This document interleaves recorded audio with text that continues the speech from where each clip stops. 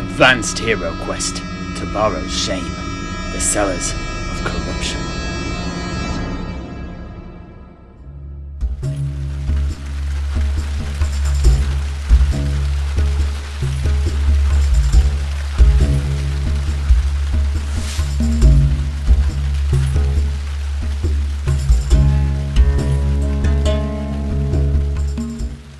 After the catastrophic loss of the Party of Heroes leader, Sven Hamnerhelm, the survivors rallied around the knight, Heinrich Lewin.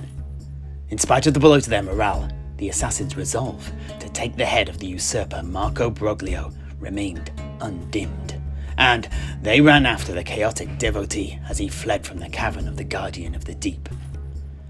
Following the path Broglio had beat as he fled through the small portcullis, the five warriors found themselves on a narrow staircase that led to a short corridor. The smell of spilt and befouled wine and liquor clung to the air, tinged with the unmistakable odour of mould. It appeared that they had entered the infamous cellars of the Palazzo del Vonto. Heinrich pulled off his helm and strained his ears. Distantly, he thought he caught wisps of laughing and singing, but that was it. There was no sign of their prey, neither Marco's unmistakable heavy footsteps nor the clank of his armour. Irrespective of this, the hunt was on. They must find and kill Broglio to free the city and avenge the memory of Sven Hamnerhelm.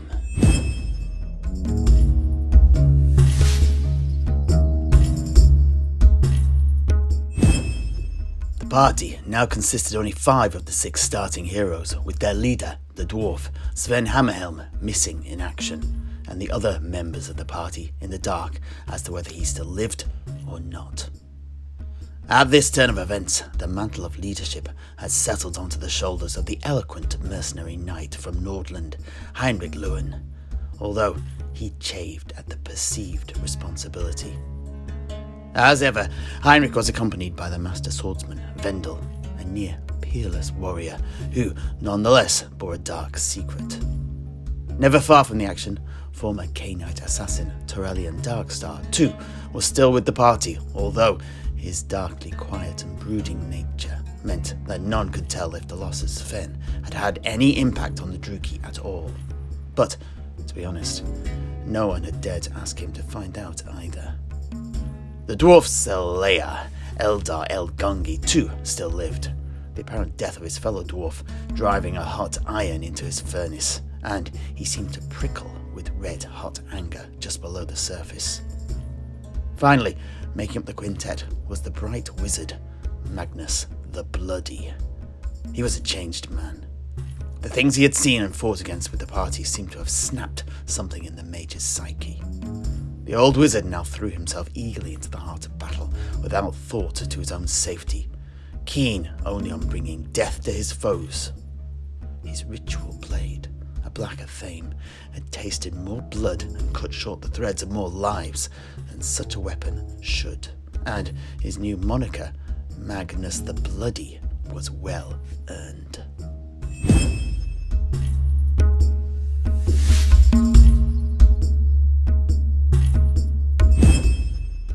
Upon exiting the cavern, the party found themselves facing a T-junction. Heinrich Lewin and Eldar El Gungi took the lead, followed by Vendel, with Magnus the Bloody and Tilean the Elf bringing up the rear. Heinrich and Magnus moved to the left-hand corridor, whilst Eldar and Vendel went right, with the Druki holding back to weigh up his options. The corridor that Heinrich and Magnus faced was 2 lengths long, led to another T-junction, and contained a single door that the games master placed. The corridor that Eldar and Vendel faced too was 2 lengths long, led to a corner bearing left, and contained a double door. As usual, at the end of every exploration phase, the GM gets to roll a D12. If a 1 or a 12 comes up, they receive a dungeon counter. At this point, the GM rolled a 12 and received an escape counter, giving the GM the chance to save one of their monsters should the fight go against them. Heinrich kicked off the hero's turn by moving to the single door ahead of him. Eldar and Magnus likewise did the same, moving to the double doors to their fore. They were then followed by both Vendel and Tilean, leaving Heinrich to face the potential dangers of the other corridor alone. The party then opened both doors at once.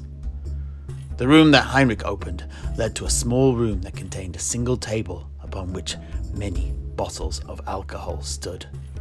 The double doors, pushed open by Magnus and Aldar, also led to a small room containing a long table covered in booze and leading to another 2 doors.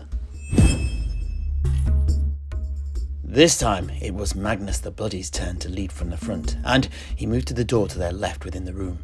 Aldar too moved inside, but upon spying the plethora of adult beverages on the table, got no further and grabbed a pair of drinks, strapping them to his waist. Tilean ignored the table and headed directly to the door opposite, but Vendel followed Aldar's example and grabbed some supplies.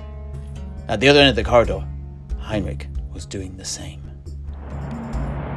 Each bottle effectively acts as a small healing potion. No more than 2 can be carried by a single hero, and when imbibed, each heals a single wound.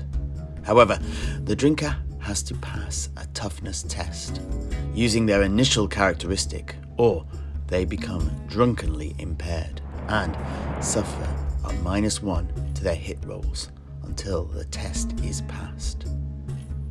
The test can be taken again each hero phase afterwards until it is passed. Additionally, each bottle can also be used as a Molotov cocktail and thrown up to 4 squares and causes 4 damage dice to be rolled. At the end of the turn, Tilean opened the door he was stood in front of to reveal a hazard room. He rolled a die and got a 4, meaning that it contained a large statue of a very ugly stone troll. The troll statue was holding a large rock above his head, embedded in which was a seam of uncut emeralds. Magnus, meanwhile, opened his door to reveal a simple room containing yet another door.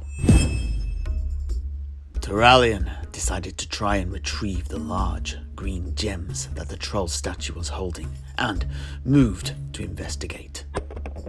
Rolling again, he got a 9, and to his horror, the elf realized that it was no statue that stood before him, rather a very large and real stone troll. Combat began immediately. The heroes won the surprise roll.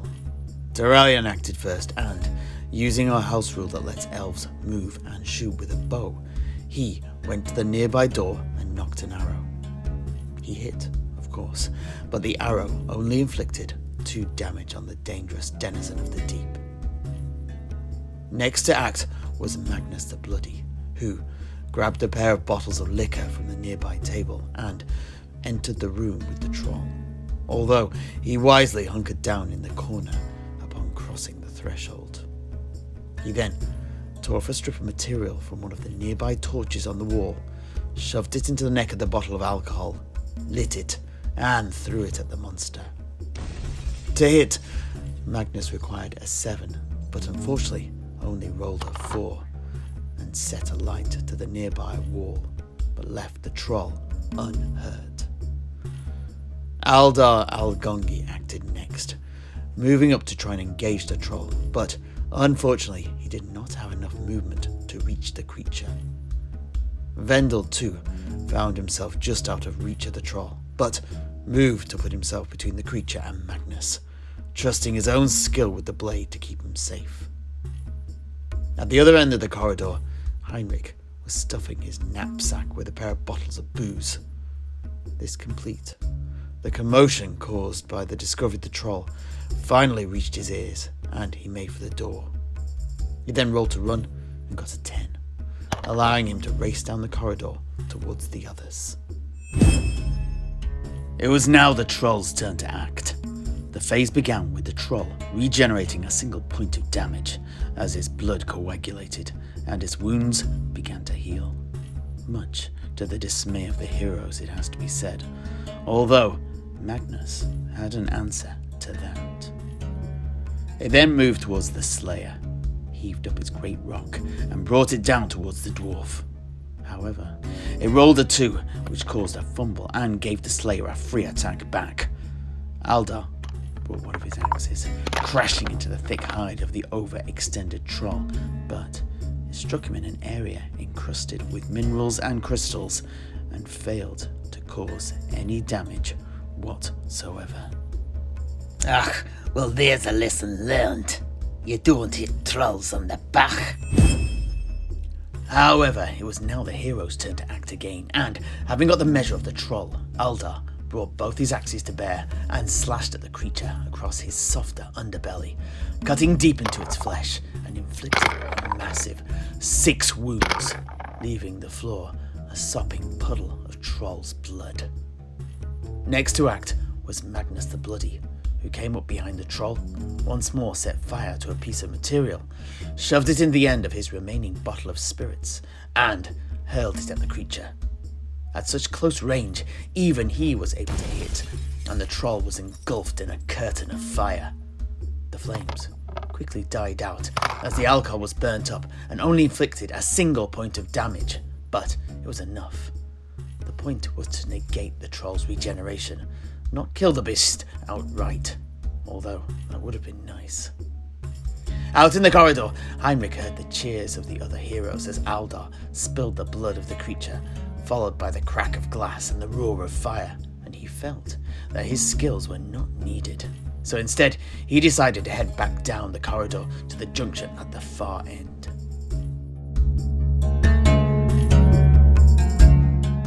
Back in the room with the troll, Tilean nocked an arrow, took careful aim, and sent it flying straight into the heart of the creature. It embedded itself deeply and killed it outright. The troll crashed into the ground with a heavy thud, and the assembled heroes immediately readied their blades to cut out the raw green gems from the rock that the troll had been carrying. They then divided up the spoils between them. In total, the uncut gems were worth 400 gold coins.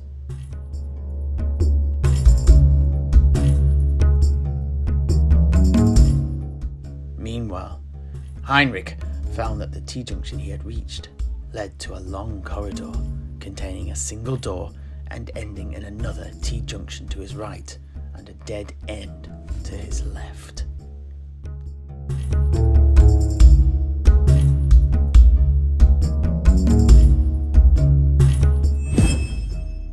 Tilean began by kicking open the door he had been standing next to reveal yet another small room, again containing a long table of liquor. With the troll dead, Aldar's interest in the area waned, and he headed back out into the main corridor in search of more foes. He was quickly followed by Wendell.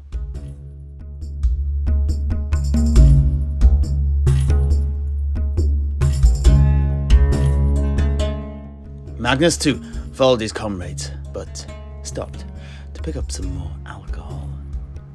The corridor in front of the Slayer and Wendell led to another long, empty corridor that ended in a left-hand turn.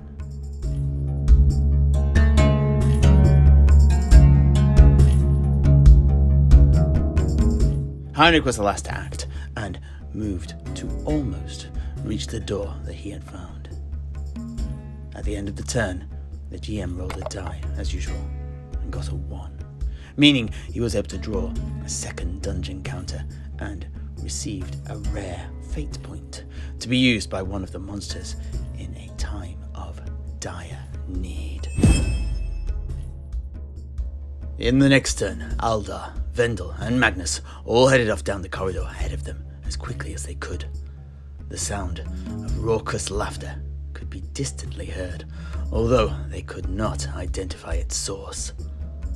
Tilean moved to the table opposite and grabbed some supplies and searched for any hidden treasure.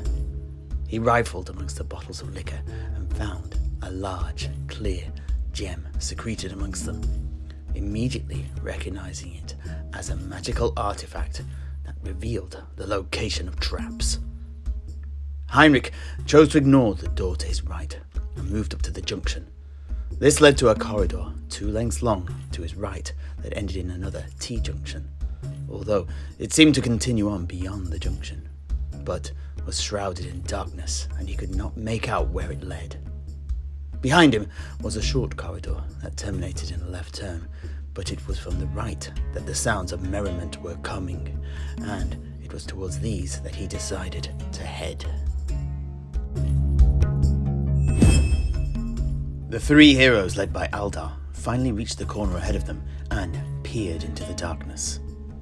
The heroes saw a long corridor stretching out ahead of them, neatly bisected by a T-junction.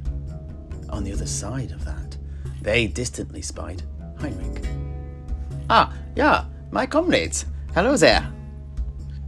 Back in the suite of rooms, Tilean turned about face and went to join the others. The elf left the set of rooms and moved down the corridor that Magnus and the others had explored. The knight, Heinrich Lewin, moved and quickly reached the T-junction before waiting there to be joined by his counterparts. The T-junction led to a corridor 2 lengths long that terminated in a set of stairs up to a large double door. Loud voices boomed from within it. Judging by this racket, that door must lead to a guard room that separates the cellars from the rest of the Palazzo del Fonto. As Sven would have said, "Draw your weapons, lads. There's killing to be done." From here, the heroes made their way quietly along the corridor towards the doors. Blades were readied, treasure secured, and nerves steeled as they waited for the dark elf Tilean to join them. Upon his arrival, the party reorganized themselves, with the dwarf slayer and the knight taking the lead, Tilean and Vendel closely following behind, and Magnus the Bloody at the rear. The dwarf kicked open the double doors to reveal a very large guard room. On the right stood a pair of tables, laden with drink, about which a quartet of guards stood. To the left were a pair of enormous rock trolls, restrained in a pen consisting of thick, spiked logs and wrought iron. Deeper into the guard room lay another pair of tables, by which stood a quintet of corrupted guards and sergeants. At the far end of the room stood a trio of powerful Chaos Watchmen, who guarded a bloated, stinking champion of chaos. The head of the City Watch, Morty Boyle, devotee of Nurgle, now known as Morboyle Wormuk. To the left of this motley trio was the missing harpist and cousin to Master Alchemist Cedric O'Marlein, Tilean, who appeared to be imprisoned in a small jail cell. The heroes took the guards by surprise, and Aldar raced forwards to attack the sergeant-at-arms directly ahead of him. He struck the veteran. This included a critical hit and resulted in a flurry of 3 axe chops, allowing him to roll 12 damage dice. But the guard's thick armor and shield allowed him to weather the deluge of blows, and the dwarf only inflicted 2 damage on the human. Heinrich was next to act, stomping around the nearest table and throwing himself at the nearby spearman. He struck him squarely and, like Aldar, caused 2 wounds on his opponent, who staggered to one knee under the powerful blows before anger gave him strength and he rose up in defiance once more. Wendell followed the two's lead, and the swordsman launched himself through the ingress to attack the spearman skulking in the corner. He deftly worked his weapon past his foe's defensive parries, and his blade tasted the blood of the renegade guardsman, he too causing a pair of wounds. Tilean the elf then stowed his bow and entered the fray, singling out the sergeant that Aldar had laid into as his prey and charging him. But unfortunately, his blade swung towards the exposed face of the guard, but the guard managed to dodge at the last minute and it missed its mark. Magnus was the last to act, and moved up behind the dwarf, took aim at the pair of warriors off to his left, and hurled a sachet of fire dust between the pair.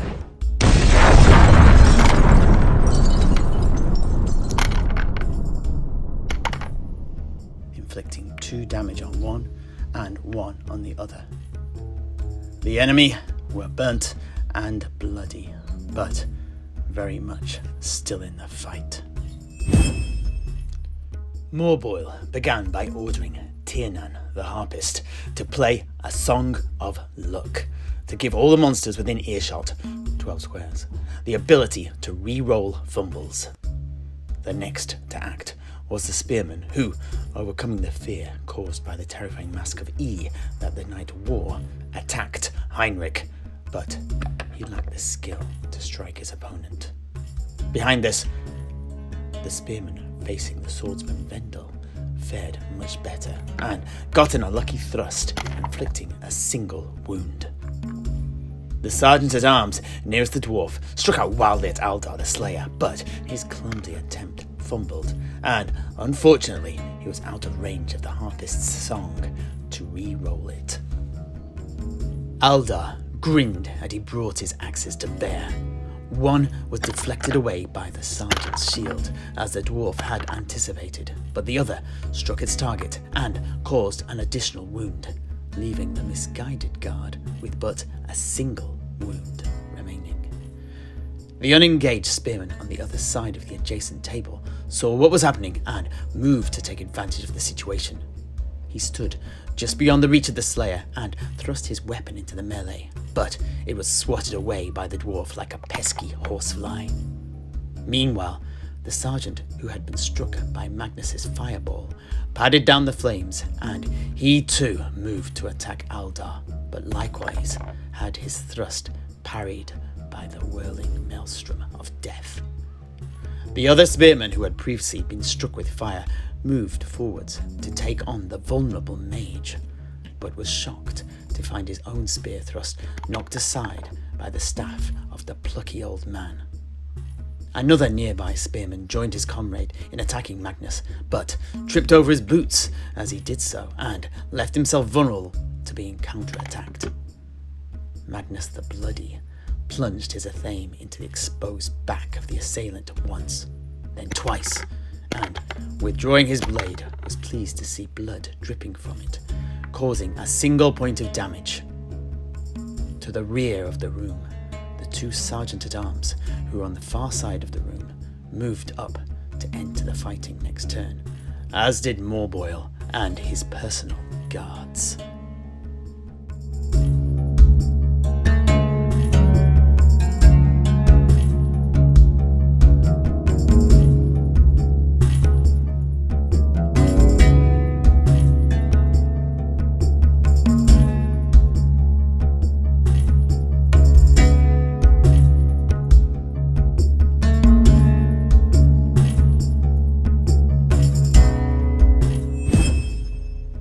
Tilean made the first move in the next turn, coming up behind Magnus, raising his bow and letting off a shot over the wizard's shoulder into the adjacent wounded spearman, killing him outright. Next, it was Magnus the Bloody's moment to act again, and he once more chose to employ flames of death on the assembled traitor guardsmen clumped up in front of him, catching 5 of them in the blast. The spearman, diagonally off to the side of the mage, immediately turned into a man-sized slab of burnt meat as he toppled backwards away from the epicenter of the explosion. The sergeant, who had been in combat with Aldar, too, was engulfed in hot flame and burnt alive in his chainmail. The hardy watch captain at the heart of the blast became blackened, bloody, and burnt, suffering 2 wounds, but he still battled on. The unharmed sergeant behind suffered 2 wounds, and the watch captain, bearing a sword and shield, also suffered his first wound. The mage suddenly rose to the top of the kill list for the traitor guards, and Magnus performed the second part of his action and retreated away from the murderous hatred-filled eyes that bore into him. Next to act was Aldar el Gongi, the Slayer, was now left with but a single foe to face. The dwarf swung both his axes in a great arc, and although the guard sergeant raised his sword and shield to block both, the dwarf's weapons cleaved through his defences, lopping off the legs beneath the manling and slicing off his head. Aldar followed through the move, spinning forward to face the next guardsman. Heinrich too attacked, easily knocking aside his enemy's shield with his own before burying his blade deep in the guts of his foe, eviscerating the body and then booting it out of the way. Vendel followed suit, and in a blindingly fast flurry of sword strokes, diced up the exposed face and neck of his target and allowed the disfigured corpse to topple over like a marionette severed from its strings. The spearman, now facing the intimidating slayer, span his spear and attempted to impale the dwarf, but found his blow brushed aside as if it was nothing more than a bothersome itch. The nearby watch captain saw this and moved to offer a greater challenge to Aldar, but his overconfidence was about to be repaid in kind, as his clumsy hack left him exposed to a counterattack. Aldar swung, feinting with one axe so as to strike him with the other, and cut a deep gash into the interloper, taking off another wound. The sergeant at arms behind raced forward, his shield and sword raised high, and threw himself at Tilean, but too found his blade turned away by the swordsmanship of the elf. The captain, bearing the sword, moved up to try and flank the party of heroes, and too attack the elf. He fared better, striking as the Druki was distracted, and caused a single wound.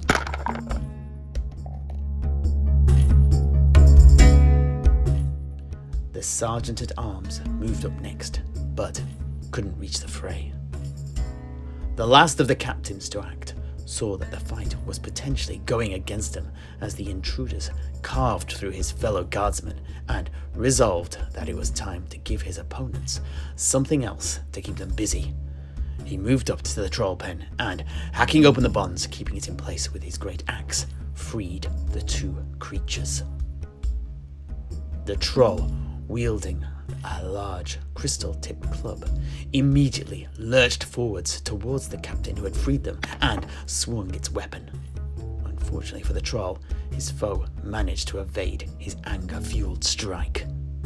The other troll, who wielded a pair of short clubs, also moved towards the nearest target, which happened to be the captain with the sword and shield, and attacked, but likewise missed. It was then finally time for Morboil to move, and he stomped forwards before manoeuvring around behind the glut of guardsmen ahead and awaited an opening in order to pounce.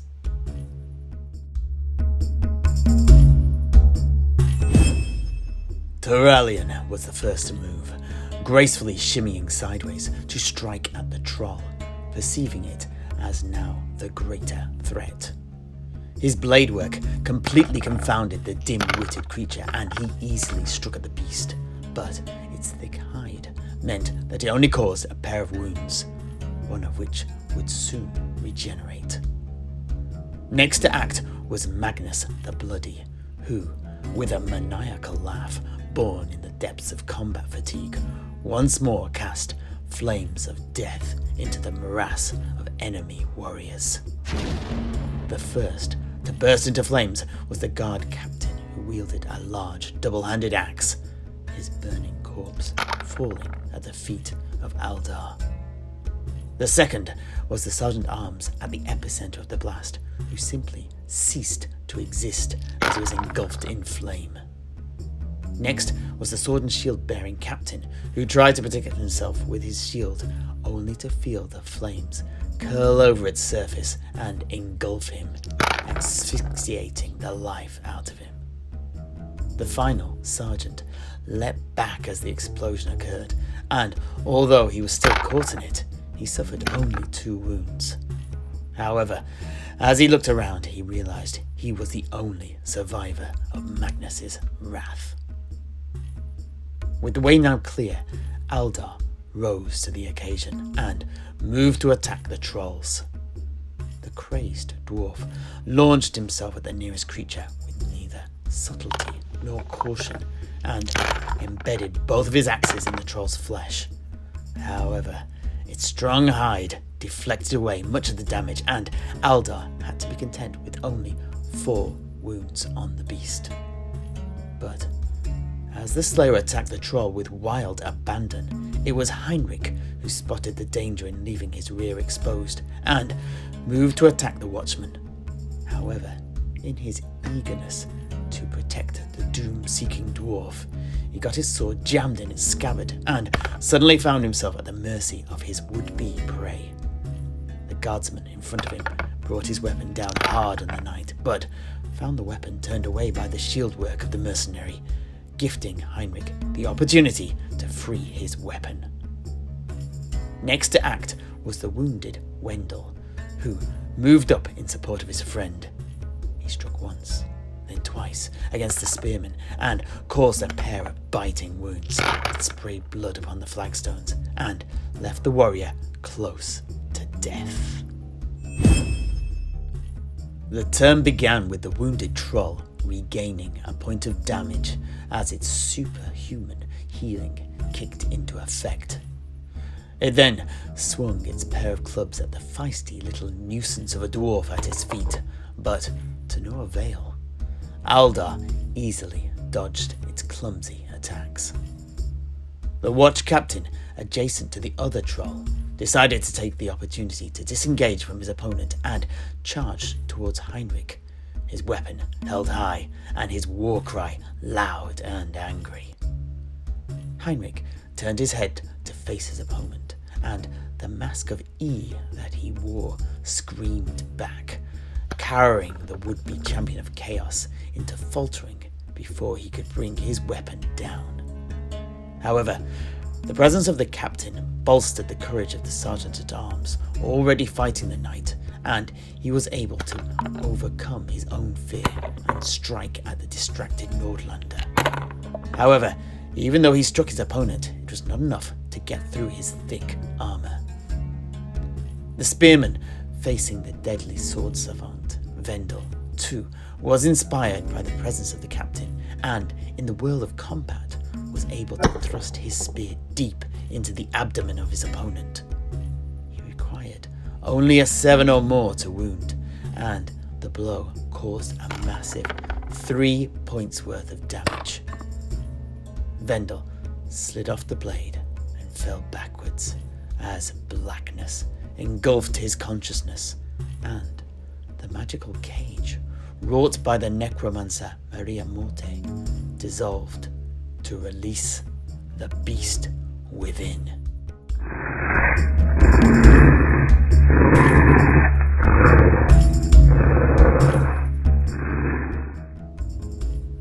The thing that rose up once more in the robes of Wendell was no man.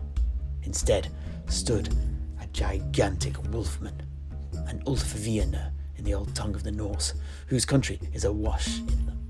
And it was a beast that did not differentiate between friend and foe. The next to act was the troll, wielding the large club, and it moved on the closest opponent, Aldar the Slayer. However, neither Gork nor Mork were with the creature, and it immediately fumbled its attack, crashing its weapon into the stone floor and getting it wedged there, presenting Aldar with the opportunity to attack back. The dwarf swung both his axes at the beast and struck true, but once again he found the thick troll hide much tougher to get through than he had anticipated, and only caused 3 wounds. And finally, the leader of the watch, the fetid Morboil, waddled into position, his filth-encrusted axe ready, and he awaited the deaths of his minions to clear the way so he could wade into the midst of the weakened heroes. The hero's turn began with the werewolf, Wendell, taking his intelligence test to see if he could be controlled by his player or merely attack the nearest model, in this case Magnus the Bloody. With an intelligence of 4 in his bestial form, it came as little surprise when he failed and lunged at the wizard with both of his savage claws. Magnus flailed about as he tried to fend off the attack, but to no avail, and the Ulfvierna inflicted 7 wounds on the poor magic user, forcing him to spend a fate point, allowing him to throw himself into the nearby table and avoid the damage completely. The next to act was Aldar the Slayer, who, faced with a troll to the rear and one to the fore, split his 2 attacks, spinning as he swung his 2 axes about him. The first struck the troll behind him, inflicting 2 wounds on the creature, almost but not quite cutting the thread tying it to life. The second axe too struck its target and also inflicted 2 points of damage on the dim denizen of the dungeon. The dark elf Tilean smiled as he saw the blood gushing out of the troll in front of him, and before the troll had time to regenerate, slipped in behind him and raised his blade like a sacrificial priest and brought it down on the rock troll. It inflicted 3 wounds on the creature, more than enough to kill it, and the troll spasmed as cold death spread through its body and crumpled to the ground. Aldar glared at the elf as he fought down the juvenile anger rising in him at having his kill stolen.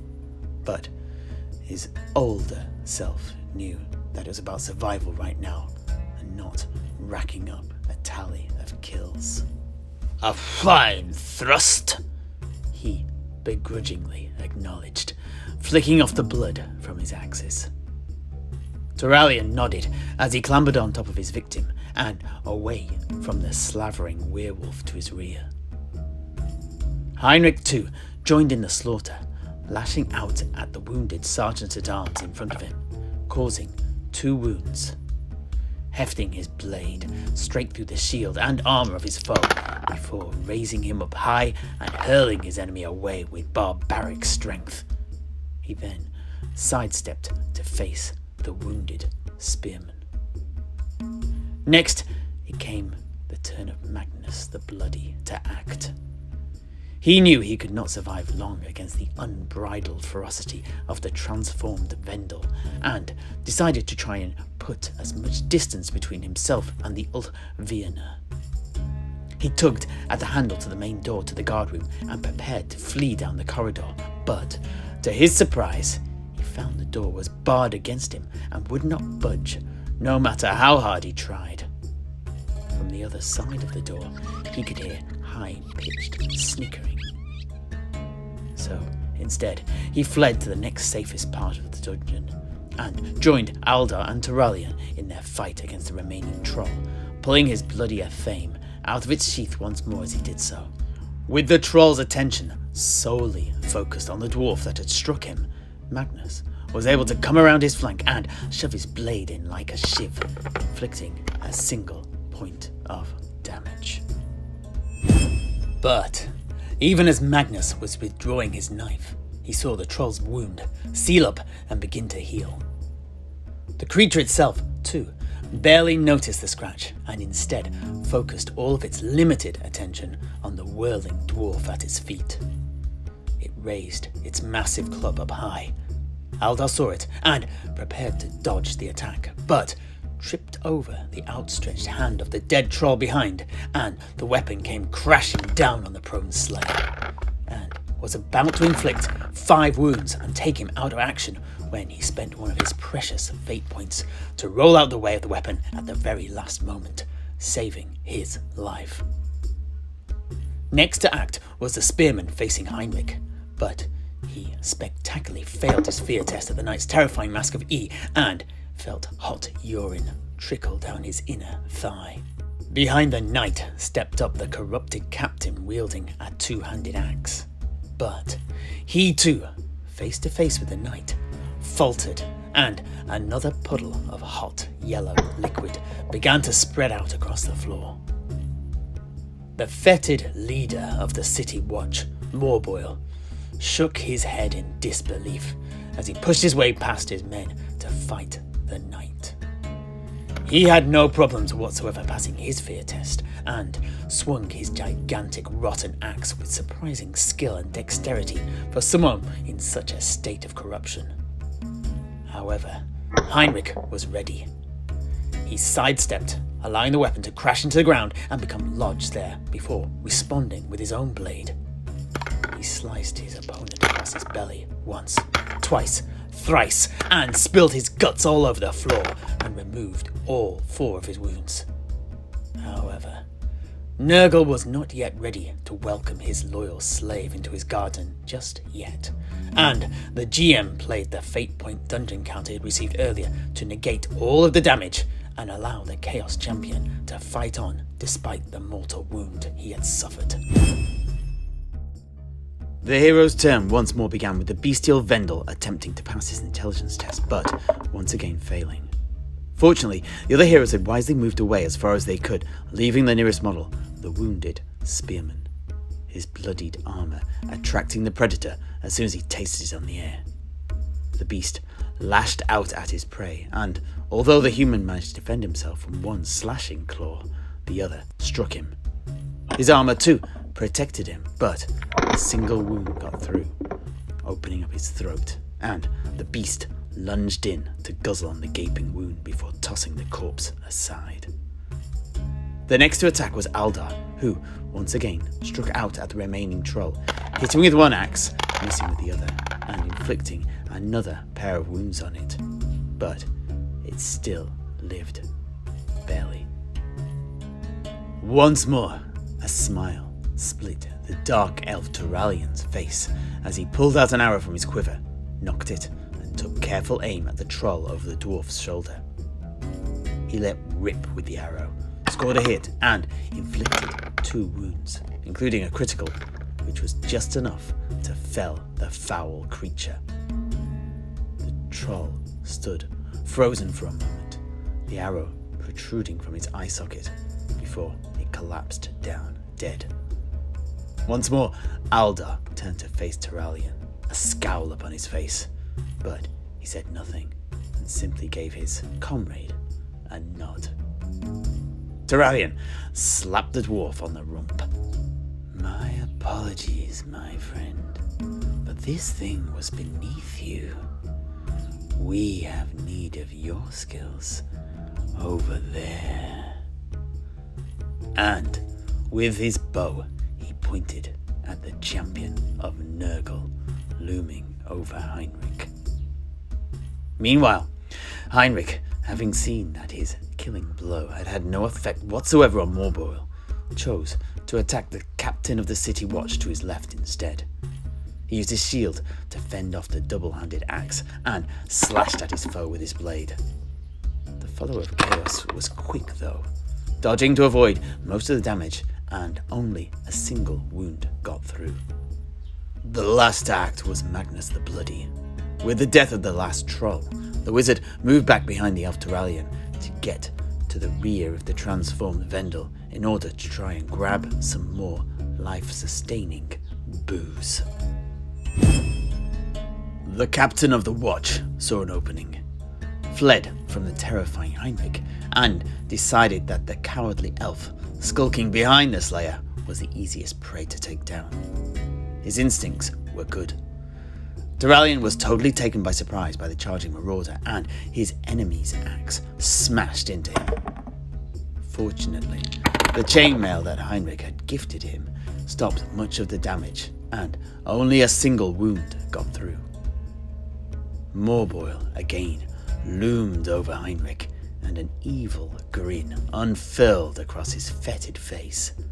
But the foul Lord of Nurgle's confidence was once again his undoing, for although he once more passed his fear test, as he raised his mighty weapon high, it became stuck in the rafters of the low ceiling above, and he could not bring it down on his foe.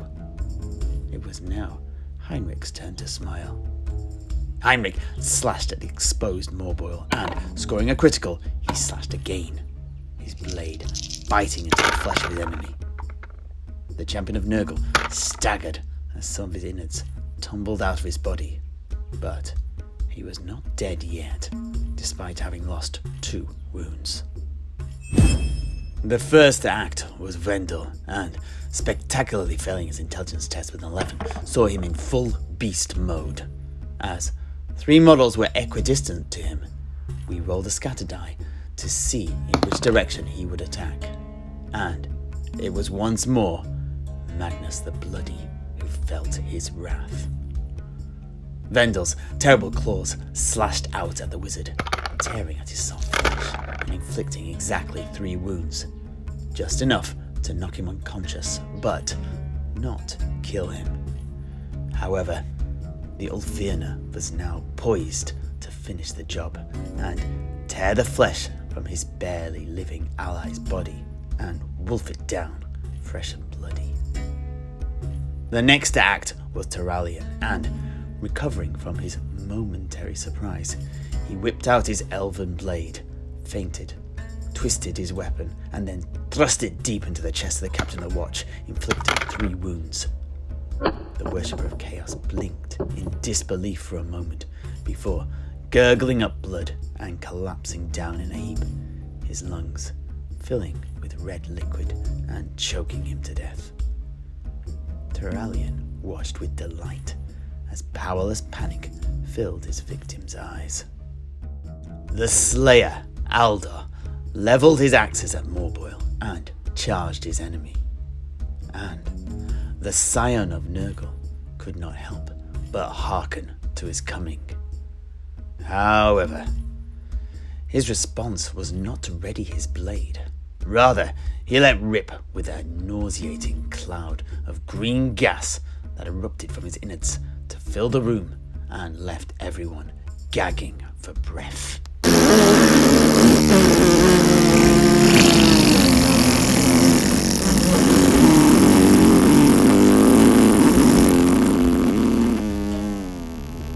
And, in the foul confusion, he fled and made his escape into the jail cells that lay beyond the corridor. The heroes were about to follow when suddenly a voice called out from the small cell in the guard room. Stop! Do not follow him. That's what he wants. It's a trap. Oh, yeah. Wait a moment. I recognize that accent. Are you the cousin of the master alchemist? Are you the bard? I'm carrying a harp, ain't I? Of course I'm a bard. Yeah. But are you the bard we are looking for? Tell me, Master Bard, where do you hail from? I'm from Albion. I'm the cousin of Cedric and Maurline. Oh, yeah. Well, if that is so, then you can also answer this question. What is a shillelagh? It's his big stick, of course. His staff of light. Oh, yeah. Excellent. Comrades, free him. It appears that we have a new ally. And so the heroes freed Tilean, and he joined the party as their bard. To finish with, the heroes searched the bodies of all the dead guardsmen, but although they expected to find a great deal of money, they found not a single gold coin, meaning that the only gold they'd earned from this part of the expedition had been the 400 gold coins worth of gems they got from the stone troll in the cellars.